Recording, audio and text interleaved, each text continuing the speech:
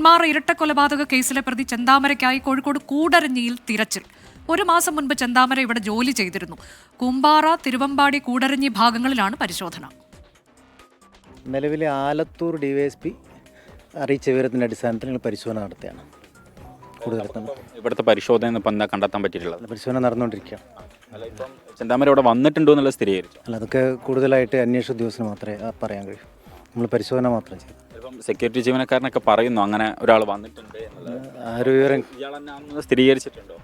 അത് 1 വർഷം ഇവിടെ വർക്ക് ചെയ്തിരുന്നു എന്നുള്ളത് മാത്രമേ ഉള്ളൂ.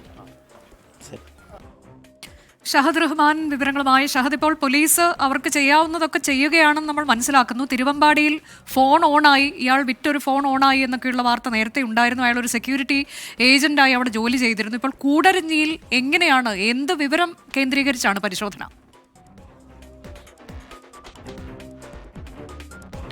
അനുജ സൂചിപ്പിച്ചതുപോലെ തന്നെ ഇവിടെ ഒരു സെക്യൂരിറ്റി ജീവനക്കാരനായിട്ട് ജോലി ചെയ്യുകയായിരുന്നു ഇദ്ദേഹം എന്നുള്ളതാണ് നമുക്ക് മനസ്സിലാക്കാൻ സാധിക്കുന്നത്. ഇപ്പോൾ ഒരു കോറിയാണ്, ആ കോറിയിലാണ് ഇയാൾ വർക്ക് ചെയ്തിട്ടുണ്ടായിരുന്നത്.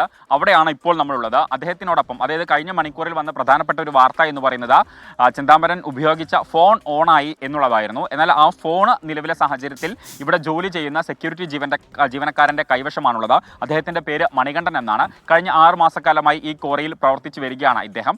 ആ ഘട്ടത്തിൽ ഈ ചെന്താമരൻ ഇവിടെ വർക്ക് ചെയ്തിട്ടുണ്ടായിരുന്നു. അപ്പോൾ അദ്ദേഹവുമായിട്ട് സൗഹൃദവും ഉണ്ടായിരുന്നു. ഇവിടെ നിന്നും, ഈ കോറിയിൽ നിന്നും തിരിച്ചു പോകുന്നത് 1 മാസം മുൻപാണ്. ആ ഘട്ടത്തിൽ ചെന്താമരൻ ഇദ്ദേഹത്തിന് ആ ഫോൺ നൽകിക്കൊണ്ട് ഇവിടുന്ന് പോവുകയായിരുന്നു. അങ്ങനെയല്ലേ? അതെ അതെ. ഏത് ഫോണാണ് നൽകിയിട്ടുണ്ടായത്? അത് മോട്ടോറോള പറയും, ആ ഫോണാണ്. അപ്പം അത് ഓഫാക്കിയിട്ട്? ഓഫായിട്ട് ഇടുന്നില്ല, എൻ്റെ സിമ്മല്ല, അതിലെടുത്തിട്ട് ഞാനതിപ്പോൾ വർക്ക് ചെയ്യുന്നുണ്ട്. അത് എൻ്റെ പൈസയില്ല, റീചാർജ് ചെയ്യാൻ പൈസയില്ല, അതുകൊണ്ട് അതവിടെ വെച്ചിരിക്കുക. ഇതിലിപ്പം ഈ ചെന്താമരൻ നേരത്തെ ഒരു കൊലപാതക കേസിലെ പ്രതിയാണെന്നും അദ്ദേഹത്തിന് ഇങ്ങനെ ഒരു ബാക്ക്ഗ്രൗണ്ട് ഉണ്ടായിരുന്നു എന്നുള്ള കാര്യം അദ്ദേഹം പറഞ്ഞിട്ടുണ്ടോ, അല്ലെങ്കിൽ താങ്കൾക്ക് ഇതുമായി ബന്ധപ്പെട്ട് അറിയാമായിരുന്നോ? അത് താങ്കൾ എന്നോട് പറഞ്ഞതാണ്. എന്നമാതിരി ഇങ്ങനെ ഒരു കൊലപാതകം ചെയ്തിട്ടുണ്ടാ എന്ന് പറഞ്ഞപ്പോൾ എന്താ കാരണം ചോദിച്ചപ്പോൾ ഇങ്ങനെ എൻ്റെ വളർച്ചനെ താത്താൻ വേണ്ടി ചെയ്തു. അപ്പോൾ അതിൽ ഒരാളിനെ ഞാൻ എന്തിനു വേണ്ടി ചെയ്തു എന്ന്? അയാളുടെ വളർച്ചനെ താത്താൻ വേണ്ടിയിട്ട് ചെയ്തു. അത് കാരണം കൊണ്ട് ഞാൻ അതിൽ ഒരു പെണ്ണിന് പൂസിണ്ടായിരുന്നു. 4 കൊല്ലം ജയിലിൽ കിടന്നതൊക്കെയാണ് പുള്ളി എന്നോട് പറഞ്ഞത്. പിന്നീട് എനിക്ക് അതിനെക്കുറിച്ചൊന്നും അറിയില്ല.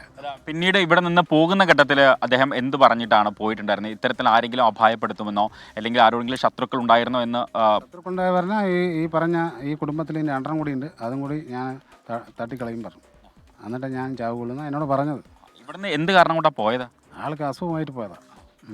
വയറിളക്കം പിടിച്ച് ആൾ അവശതയായി. അങ്ങനെ ഇവിടുന്ന് ഞാൻ പണി നിർത്തി പോകണ്ട, ഇവിടെ നിന്നാൽ എനിക്ക് ശരിയായില്ല എന്ന് പറഞ്ഞിട്ട് പോകുമ്പോഴാണ് എന്നോടിങ്ങനെ പറഞ്ഞത്, ഞാൻ 2 കൂടി പൂസും എന്ന് പറഞ്ഞു. അപ്പോൾ ഞാൻ പറഞ്ഞു, നിങ്ങൾ എന്താ വയസ്സായ ആളല്ലേ, ഇനിയൊക്കെ എന്തോ ഒരു കയ്യോത്തം പറ്റി, ഇനിയിപ്പോൾ നിങ്ങൾ വയസ്സുകാലത്തൊക്കെ ചെയ്യണമെന്ന് ചോദിച്ചു. അപ്പോൾ അയാൾ പറഞ്ഞു, എന്താണെന്ന് ശരി, എന്നെ ചെയ്തവരും ഞാൻ തിരിച്ച് ചെയ്യും എന്ന് പറഞ്ഞു. എന്നിട്ട് പോയതാണ്. അങ്ങനെയാണ് അനുജ. എന്തായാലും ഇവിടെ നിന്നും ഈ അദ്ദേഹത്തിന്റെ സുഹൃത്തായിരുന്ന, അല്ലെങ്കിൽ അദ്ദേഹത്തിനോടൊപ്പം പ്രവർത്തിച്ചിരുന്ന ആളോട് കൃത്യമായിട്ട് ഇത്തരത്തിൽ 2 പേരെ വകവരുത്തും എന്ന് പറഞ്ഞിട്ടാണ് ഇവിടെ നിന്നും പോയിട്ടുണ്ടായിരുന്നത്.